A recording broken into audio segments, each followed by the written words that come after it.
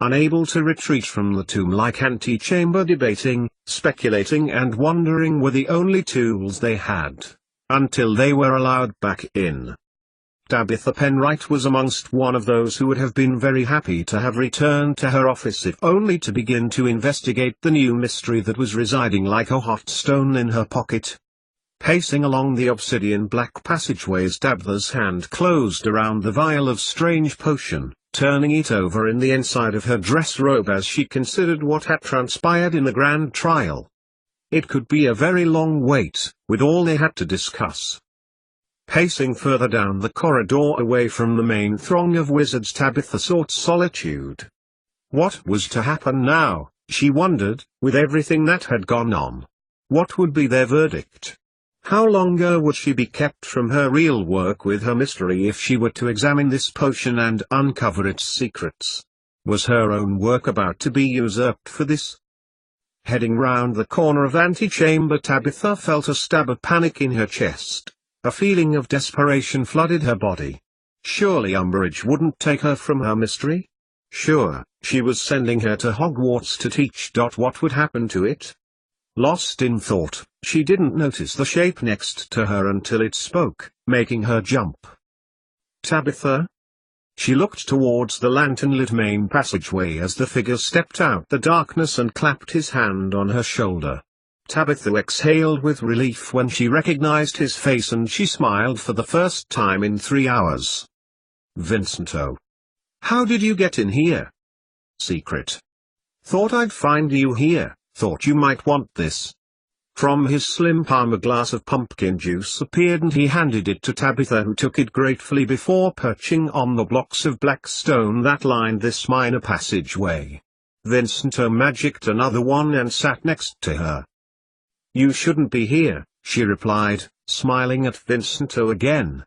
It's supposed to be sealed till the trial's over. Thought you might need a chat, saw the order of reappointment on your desk, he added, draining his glass. Perhaps it would be prudent to pause here to describe Tabitha's colleague and only friend in the world, which, for an employee of the Department of Mysteries, was a very loose definition.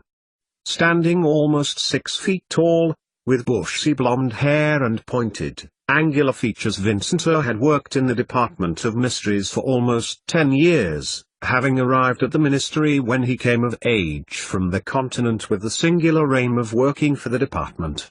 Unable to secure an interview for the job he sought, Vincento pushed himself to the top of the pile by not only gaining access to the department but also solving Mungo's riddle, a minor mystery that had, nevertheless, remained unsolved since the formation of the department. There had been a few raised eyebrows at the time. Vincento was a half-elf, but, as his abilities to solve mysteries for the Ministry had brought it much wealth, his parentage had never been an issue.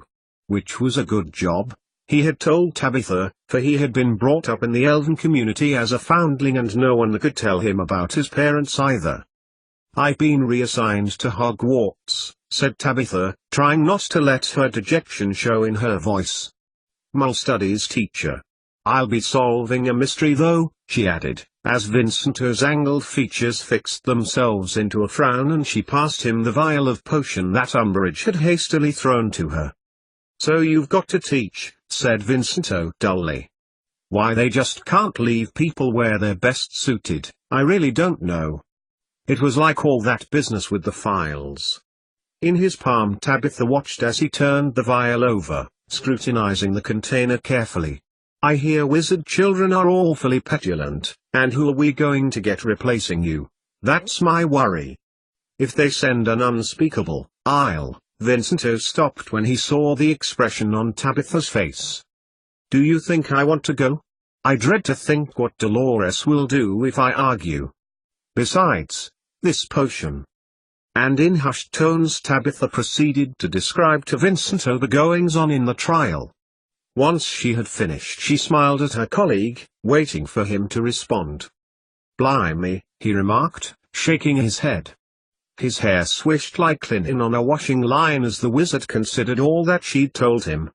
Never heard anything like it. I wonder what this potion actually is?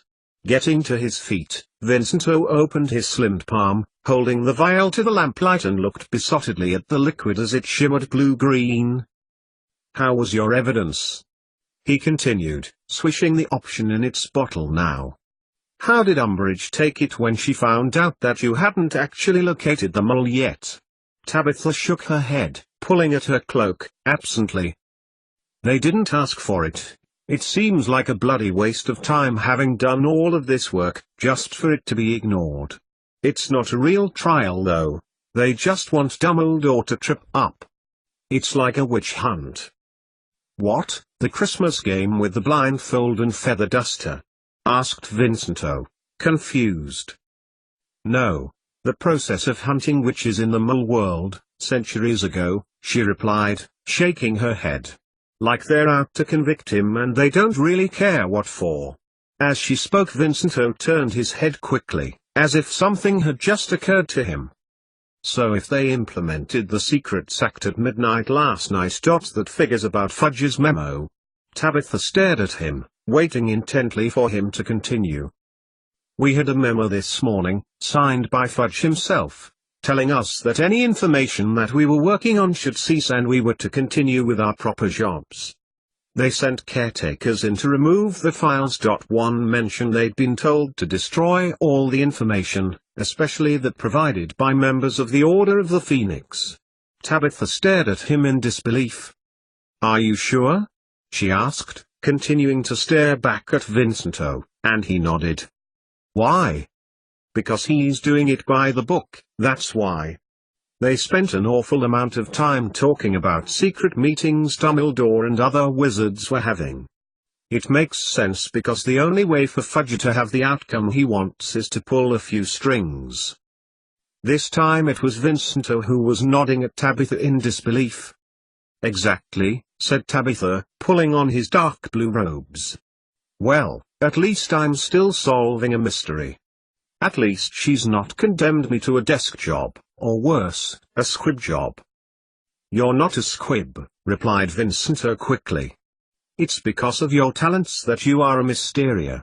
They don't just let anyone solve mysteries, you know." Tabitha nodded slowly. "I just dash." "The you are, pen right." Tabitha spun round to her right in fright as Dolores Umbridge came striding towards her. "Why are you off skulking round here?" Pacing heavily towards Tabitha, she looked past her, frowning in confusion as if looking at something that she thought was there. Tabitha said nothing, trying to make her expression as innocent as she could as Umbridge's expression returned to mild admonishment of her absence. "You won't be able to hear the calling in," she continued, folding her arms headmistress-like. "Have you got the potion there?" A terror began to creep over Tabitha as she realized that, until Umbridge's unannounced intrusion, Vincento had been looking at it. Turning to face her boss, Tabitha patted against the outside of her robes distractedly, wondering how to break it to her, and wondering what the consequences would be. "Good," Umbridge replied, pushing up her spectacles and smiling a little. "You'll be able to report your progress to me when you get down to work."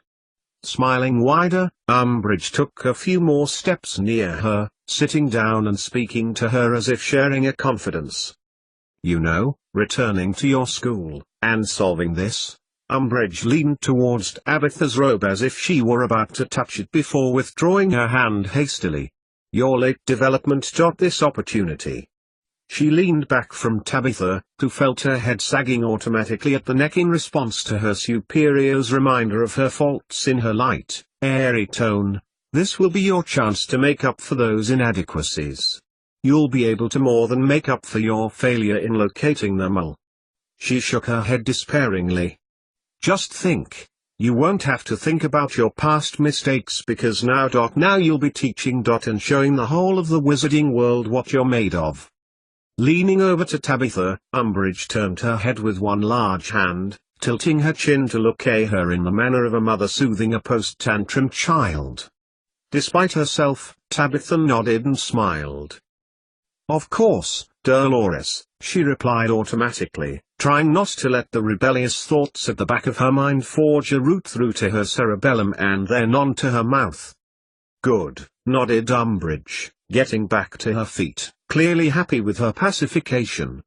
"Now, when you're ready, you should make your way back round to the court door.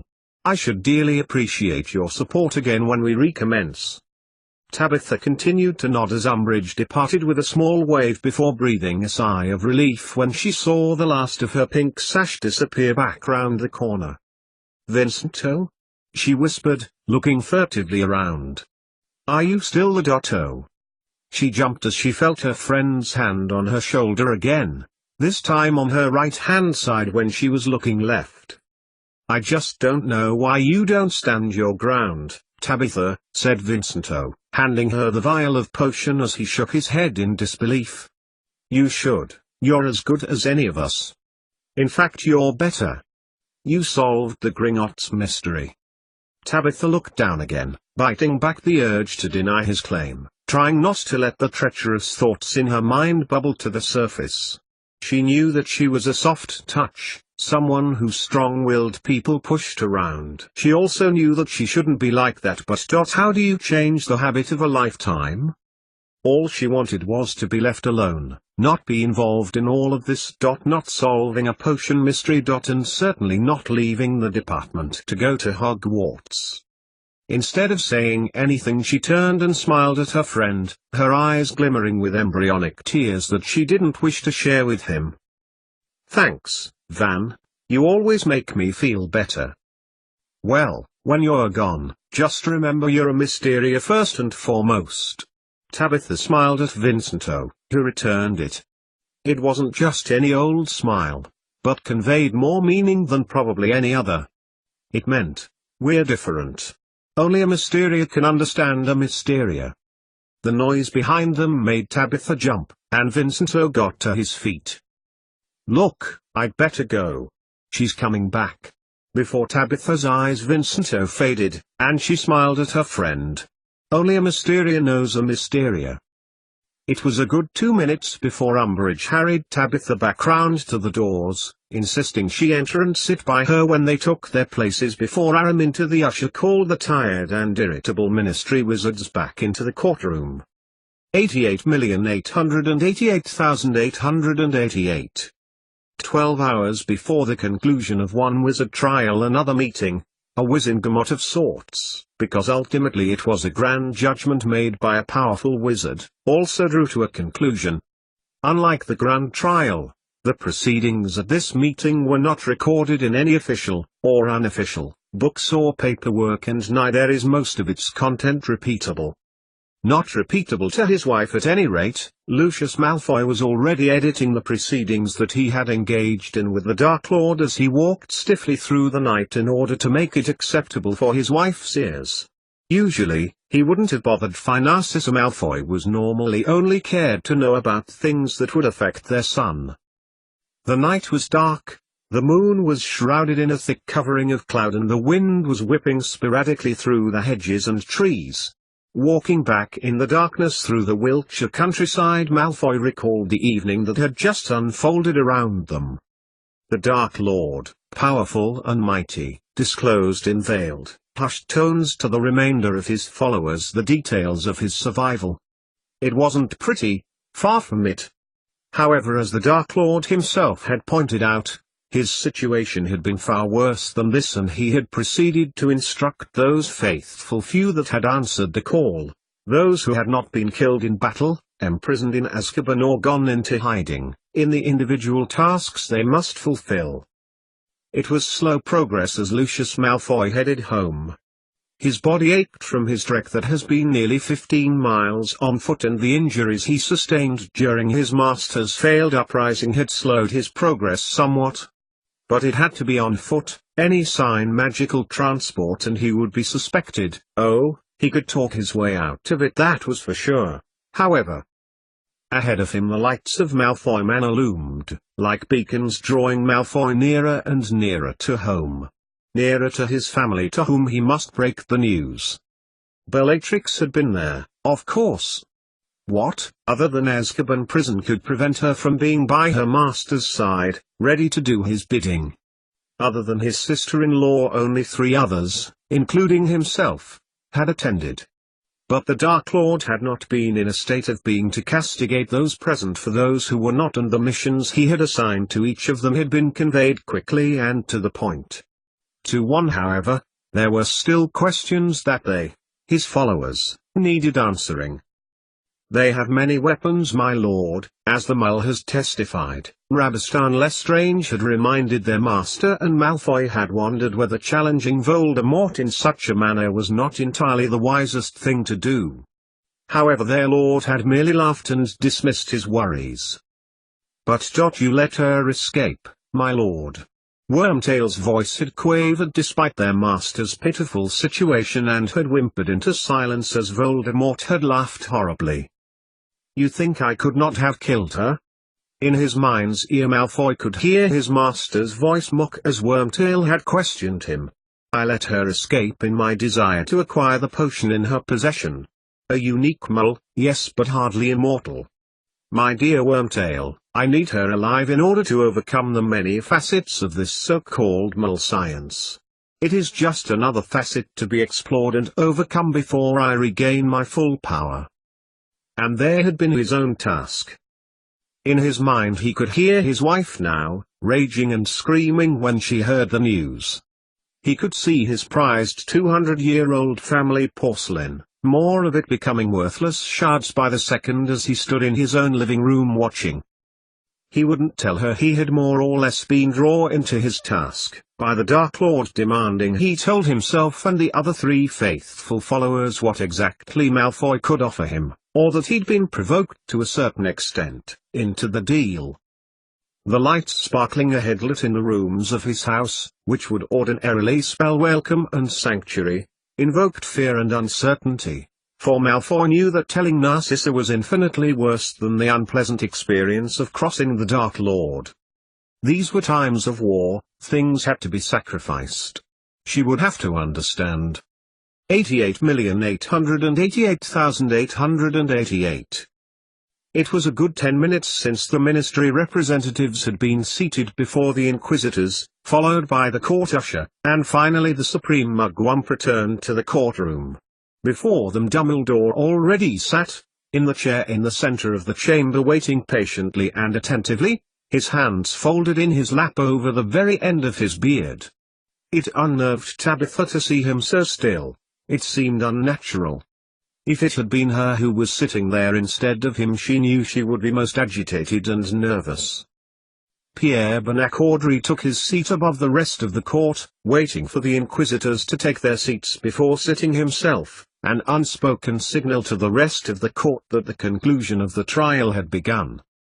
The mumbling of the wizards around Tabitha fell to nothing as the Prime Inquisitor got to her feet, retrieving the parchment that the usher had levitated to her waiting hand. She looked round the court before waiting for the Supreme Mugwump to give her leave to continue. "If we accept that Voldemort has returned," began the Prime Inquisitor in her clipped, Germanic accent, "which we do not, then we have to accept that a mole was brought to Hogwarts to provide you with medicine, and her involvement with other wizards with whom you had been communicating was her own decision." Fixing her eyes on Dumbledore, the Prime Inquisitor continued, seemingly unaware that the Ministry wizards were leaning towards the center of the chamber, determined not to miss a word. "We, an inquisition of your peers chosen from the wizarding colonies of the world, find the defendant Albus Percival Wulfric Brian Dumbledore guilty of reciprocation." Before the Prime Inquisitor, the words she was speaking were inscribing themselves on the official court notes that she was holding. A stunned silence echoed around the chamber. Thoughts raced through Tabitha's mind as she tried to take in what she had heard. Dumbledore was guilty. They'd found him guilty. What now? Would he be imprisoned in Azkaban? Had he been removed from Hogwarts? She strained past the heads of the wizards in front of her so she could follow everything that was happening. We turn to the Supreme Mugwump to pass sentence. The Prime Inquisitor levitated the parchment towards Pierre Bonacord, the flower in his hat somewhat droopier, Tabitha noticed, than when he'd taken his seat above them all that morning. "You have been found guilty of reciprocation, a practice that is illegal under the laws of your country. Albus Percival Wulfric Brian Dumbledore, You are hereby fined G200, to be paid in full. Banaccord removed his wand, levitating the parchment down to the usher which now contained the sentence that he had just proclaimed, and she folded it neatly before placing it inside a small black pouch. The tidal wave of outrage did not start immediately. Indeed, it was a good minute before the protestations began. Tabitha said nothing as she felt the noise crescendo to a din, and she noticed a surprised Banaccord retake his seat in above them whence he was about to depart. Dumbledore, she noticed, had neither moved nor spoken throughout the entire time they had been there. Was the leniency of the sentence a reflection on Cornelius Fudge's irregular announcement of the Secrecy Act, Tabitha wondered? Clearly there are matters to be discussed, over which I am obliged to preside. Banaccord's squeaky voice penetrated the commotion that the ministry wizards were making. Minister Fudge, perhaps you could disclose your rather clear remonstrations in response to the finding and sentence of the court? Tabitha turned and saw that Fudge was on his feet, and was addressing the Supreme Mugwump, before levitating a rather large piece of parchment over to Banaccord. A call for all organizations to be disbanded and made illegal. Banaccord read from the document before looking back at Fudge. Of course you may do this yourself, Minister. You have the right to introduce any law prohibiting this, but must be prepared for wizards to be arrested when they set foot into the bar on the 5th floor in the Ministry of Magic. What is the name of the establishment? The Witch's Finger, declared one of the inquisitors from the back row. Indeed, added Banaccord, striking a line through the first point on Fudge's list. That the details of the universal link be disclosed to your ministry. Could you explain to me the logic of this point, Fudge? The Minister for Magic got to his feet, calmly addressing the Supreme Mugwump, his posture and demeanor more states-wizard-like, as Tabitha recalled him looking the first day that she met him.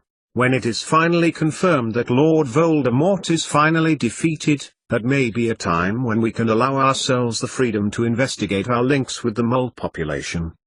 In the meantime, I propose that the information is kept within our Department of Mysteries until such time presents itself, and for safekeeping before it is thoroughly investigated and it had been decided how we are going to incorporate it into our magical thinking. Then we will find it first, whispered Dolores Umbridge, her face close to Tabitha's ear. When you go to Hogwarts, you will find it, Penwright, and bring it back to the Department for Security. Tabitha nodded dismally and sighed inwardly. How long was this trial actually going to last now, when at every turn her role was growing deeper and more involved? Now the question of the mole. What is the verdict of your own inquiry, Minister Fudge? The Supreme Mugwump looked over his to Fudge, who looked at Umbridge. Umbridge got to her feet and addressed Banaccord directly. The mole Cecilia Frobisher has not been found. Indeed, it has been very hard to gain even a local trace on her. Umbridge paused, ignoring the snort from behind them, despite our hardest efforts and expertise being used. Tabitha felt her face going red. Umbridge was obviously referring to the copy of her report that she had sent to her by post-imp that morning, in which she had declared that after weeks of trawling through vast amounts of leads, Cecilia Frobisher had not been found.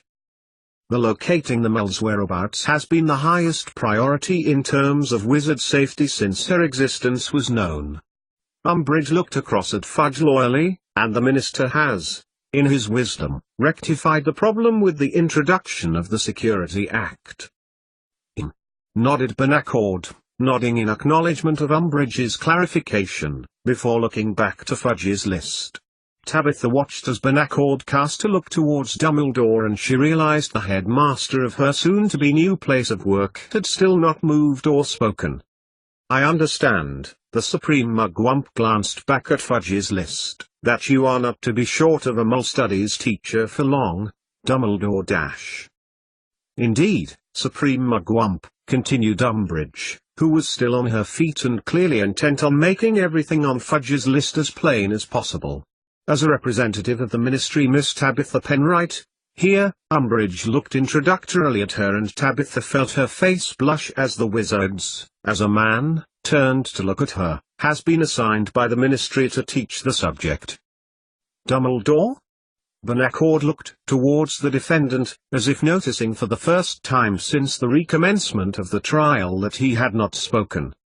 I, and the rest of my teaching staff, will be happy to welcome Under-Secretary Umbridge and Miss Penright at Hogwarts School as per the decree sent by Minister Fudge, in spite of the fact that neither has any teaching experience. Benacord looked across to the ministry representatives and in reply, Umbridge spoke again. By your own admission, Dumbledore, you have professed the importance of Muggle studies, enough to make it examinable. We, that is the ministry, wish merely to dispense the curriculum carefully and therefore bridge the gap between wizards and muggles in a measured, prescribed way. Miss Penright is more than familiar with the required material. The court fell silent. Umbridge remained standing as Benacord looked across at Fudge before returning his gaze to Dumbledore. Between the two wizards a conversation of unspoken dialogue was taking place. Therefore you accept that the position of Muggle studies is now under the jurisdiction of the ministry in its entirety, including staffing and curriculum. This time it wasn't Benacord who was addressing Dumbledore, it was Fudge. Dumbledore nodded once, more of a bow than a nod, Tabitha thought, and Umbridge cast a triumphant look before looking back at Benacord. The Supreme Mugwump appeared to have finished Fudge's list. Disturbed from his imminent summary of this full trial, Pierre Benacord turned to the ministry representatives in search for the owner of the cough. Madam Prosecutor?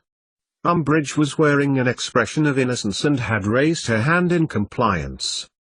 Before you continue, Supreme Mugwump, there is just one more point that we, that is the ministry, would like resolved. She paused and waited for her cue from Benacord, who had since sat down whilst scrutinizing Fudge's list.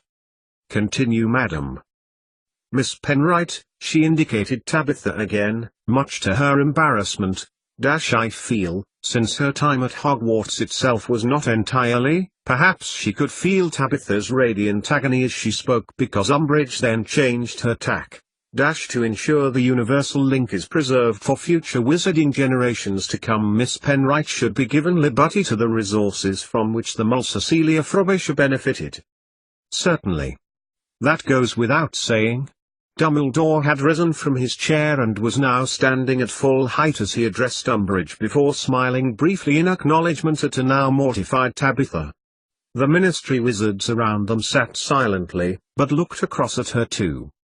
So, there is just one more issue to address, he concluded in his high-pitched tones, looking at the last point on Fudge's list. Cecilia Frobisher is, despite her service to the wizard world, is also in breach of many laws, ones which are fundamental to keeping our world safe. That the Minister for Magic has taken the precaution of introducing a new law to protect wizards. I understand that the hunt for Cecilia Frobisher has floundered. He looked across at Fudge, who in turn looked at Umbridge. Dolores Umbridge nodded slowly. The mole will be located and befuddled, concluded Benacord simply, and made to get to his feet. Case dis-. But before Benacord could dismiss the court, there was a commotion from the back of the representatives, punctuated with a shout. Who is holding this court in contempt? Benacord was now indignant. Not only had he been called out of retirement to preside over a weak case against a highly respected peer, but he had been obliged to make judgments over homeland issues. Now, someone had the audacity to delay him further. He looked at the group of ministry wizards, scanning their group for the dissenter. Ministry wizard, do you have something to say? At the front of the group now, Arthur Weasley had managed to push his way through the crowd and was now standing, red-faced, at the front of the court. This is highly irregular, Weasley, blustered Fudge, but Benacord held up his hand. Why does Mrs. Frobisher have to be befuddled? Surely muggles and wizards have long forged relations with each other? Muggle-born children are proof enough of that, aren't they? I believe you are already married. Mr. Weasley, said Fudge, glancing over his shoulder at a tall, thin ministry employee sitting behind him who was turning as red as beetroot. Weatherby, isn't that your father? Percy Weasley nodded stiffly, his slowly reddening face clashing violently with his hair. Not me, Arthur added hastily, but who is to call their relationship into question, especially since... He glanced at Dumbledore, his forthright opposition faltering as he made eye contact. That's all I have to say, my lord. Mr. Weasley bowed and nodded at Benacord before sitting awkwardly on a wizard next to him, mistaking him for an empty seat. It is settled then. From underneath Benacord's chair the court usher spoke, clearly and smoothly.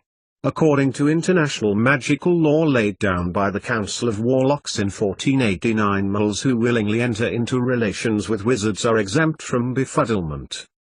So, thundered Fudge, she's in a relationship with a wizard, is she? He glared at Dumbledore menacingly. Therefore it must have been registered with the Ministry. If it is not recognized, and if it was not recognized as of midnight yesterday then, due to the Security Act she must be befuddled. You are forgetting one thing, Cornelius, declared Dumbledore, resigning his muteness for clarity for the whole of the court to hear. She was in a relationship with the wizard before midnight last night, and has been so for many months. As you have pointed out on frequent occasions, I was Mrs. Furbish's employer, and as such I am well prepared to sign any document you care to produce, to that effect. This does indeed put a different light on my verdict, continued Benacord wearily as muttering from the Ministry wizards began again. But Dolores Umbridge was back on her feet again, staring at the Supreme Mugwump intently. Madam Prosecutor? Dolores shunted her spectacles up her nose in a swift no-nonsense gesture and she cleared her throat dramatically. Cecilia Frobisher in a relationship with a wizard is beside the point, she declared, clicking her fingers and making a small sheet of parchment appear in her left hand. Minister, despite the sanctity and affairs of the heart, we are talking about one muggle whose knowledge of our world puts us all in jeopardy. She giggled a little as if the thought had just occurred to her.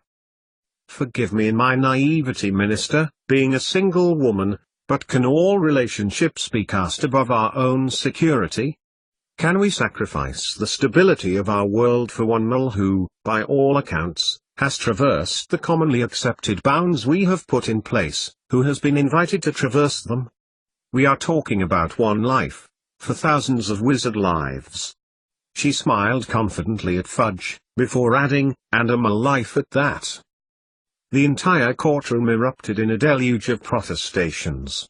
All of the wizards, including now the Inquisitors, were talking, arguing, chatting, and generally disagreeing about the points that Umbridge had raised.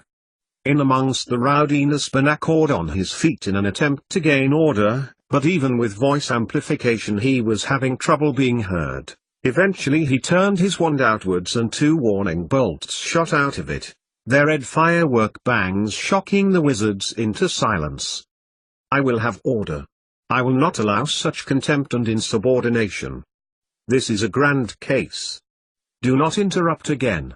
Straightening his hat, and aligning the flower in the brim, Pierre Benacord waited for the wizards to be seated and settled before continuing. Now if you will let me finish. He surveyed the now still audience of wizards, taking in the Minister for Magic, the prosecutor and Dumbledore. From the evidence brought before me in relation to your hearing today, Dumbledore, no other muggle has so boldly trod their way into the lives of wizards and has managed to remain undetected. This is a situation which is not tolerable. He turned to the Inquisitors before looking back at Dumbledore. Is the decision of this court under my judgment that the muggle, Cecilia Frobisher, will be befuddled. This befuddlement will be carried out by yourself, Dumbledore, or someone you see fit to befuddle her in a permitted manner, bringing with you her memories for storage. Well, you leave me with a dilemma, Supreme Mugwump. Dumbledore nodded gravely in Benacord's direction.